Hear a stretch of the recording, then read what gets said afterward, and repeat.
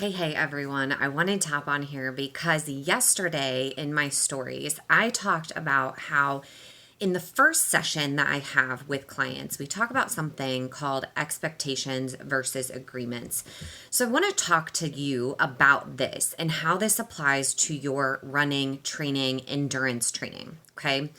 So let's think about it. When we hop into a run, we hop into a workout, we hop into a cycle, we hop into whatever we're doing, okay, for our workout for that day. Oftentimes we have expectations.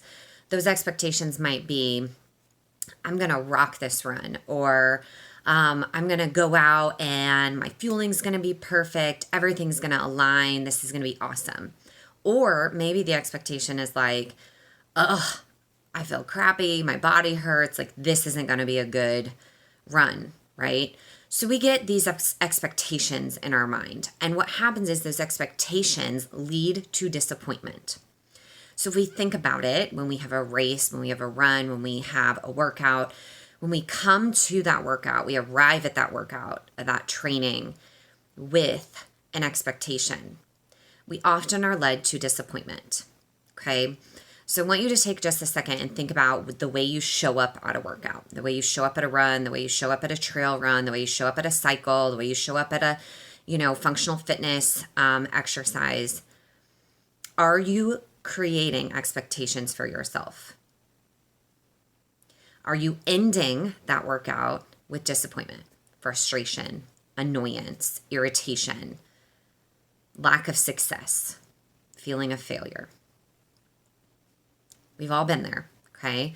I still get there some days, okay?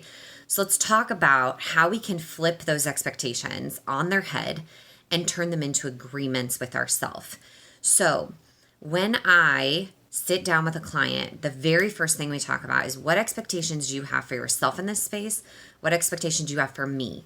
And then what we do is we flip those expectations on their head and we make agreements out of them. The reason agreements are important to make with yourself is because you are making an agreement that you can commit to, that you can say, you know what? Yes, I can do that. Okay. So it becomes this like commitment, this relationship with the idea, the thought versus the expectation that often leads you to disappointment. Okay. So let's talk about agreements. When we show up at a workout, when we show up at a run, excuse me, when we show up at, a training, a cycle, a trail run, anything you do, okay?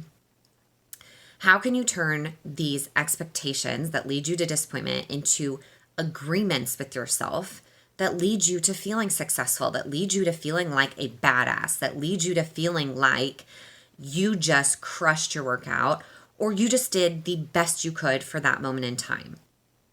So let's talk about some examples. An agreement that maybe you can make with yourself is that I'm going to show up 100% for this workout, whatever 100% is that day.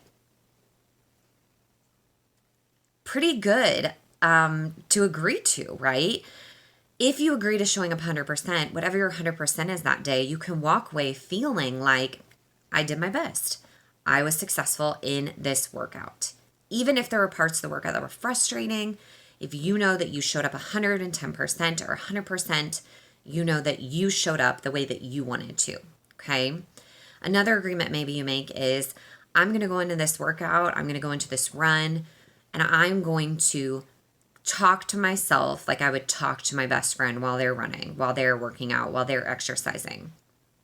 I'm going to speak to myself in empowerment. I'm going to speak to myself in encouragement. I'm going to speak to myself in support. And then when you get done, if you've done that, you can feel successful. So those are examples of agreements. And agreements, what happens is when I make agreements with clients about how they're going to show up, how I'm going to show up, when those agreements aren't met, we both can say, hey, remember when we made that agreement together? What's going on? What's getting in the way of that? What's coming up? What's challenging that?